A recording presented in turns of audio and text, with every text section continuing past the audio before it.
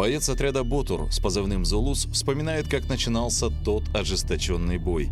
Осенью 22-го украинские войска начали наступление в Харьковской области. 2 взвода добровольцев-якутян только закрепились в одном из населенных пунктов.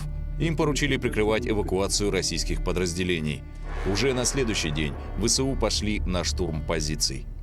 1-й и 2-й взвод заехали в поселок Пески-Радковский, укрепились там, и на 2-й день начался штурм ВСУшников. Зашли в 6 часов утра, посмотрели, что там танки едут, и поняли, что началась атака.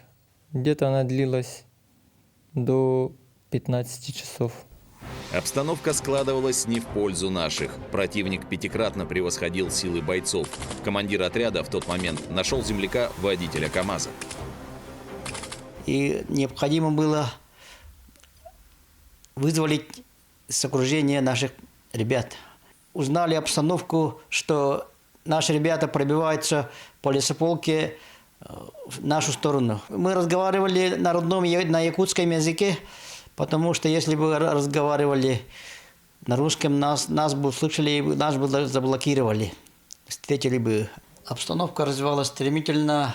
Хан принял решение и скомандовал идти на прорыв к нашему отряду, опередив на несколько минут танки противника. Мы успели вывести своих ребят, среди которых были много раненых. Сам хан Александр Колесов, которому за тот бой присудили звание Героя России, немногословен. Видно, что ему до сих пор тяжело вспоминать тот день. Об этом уже известно. Бой был очень тяжелый, потери были колоссальные. Там мы стояли с танкистами, их было 90 человек, всего 6 танков у них. Они отступали как раз с Купянско-Изюмского направления, ребята, это остатки были. Тогда враг очень сильно напирал.